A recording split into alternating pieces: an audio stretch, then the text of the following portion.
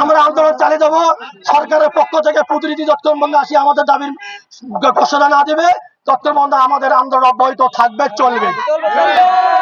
জাতীয়করণের দাবিতে স্বতন্ত্র ইবতেদায়ী মাদ্রাসা শিক্ষকদের আন্দোলনে লাঠিপেটা করেছে পুলিশ। তাদের ছত্রভঙ্গ করতে জলকামান ও কাঁদানে গ্যাস নিক্ষেপ করা হয়েছে। রোববার দুপুর 1টার দিকে রাজধানীর শাহবাগ মোড়ে এ ঘটনা ঘটে। আমাদের এই অবহেলিত নির্যাতিত নিষ্পেষিত শিক্ষকদেরকে ব্যাপকভাবে পিটানো হয়েছে।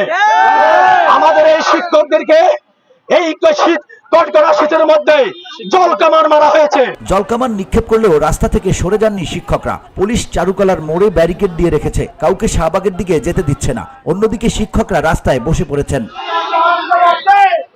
ঢাকা বিশ্ববিদ্যালয় শিক্ষা গবেষণা ইনস্টিটিউটের সুপারিশের আলোকে প্রাথমিক বিদ্যালয়ের মতো স্বতন্ত্র ইবতেদায়ী মাদ্রাসা জাতীয়করণের ঘোষণা সহ 6 দফা দাবিতে সকালে জাতীয় প্রেস ক্লাবের সামনে অবস্থান নেয় ইবতেদায়ী মাদ্রাসা শিক্ষকরা।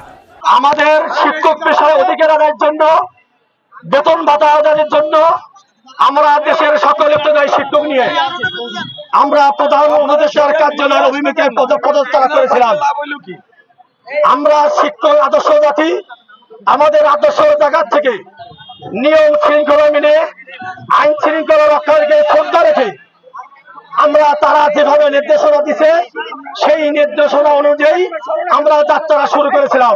আমাদের মাননীয় শিক্ষা উপদেষ্টা তিনি বলেছেন যে স্বতন্ত্র ইবতেদায়ী মাদ্রাসার সমস্যা সমূহ জেনুইন এবং যৌক্তিক, কিন্তু তিনি কেন এই রাজপথে শিক্ষকেরা বসে আছে এখন পর্যন্ত এই ব্যবস্থা গ্রহণ করেননি? যদি আমাদের দাবি যৌক্তিক হয় তাহলে কেন এই বৈষম্য আমাদের শিকার?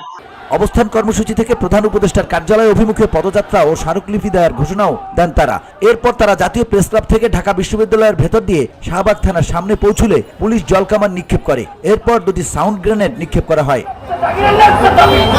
VOD Bangla news desk.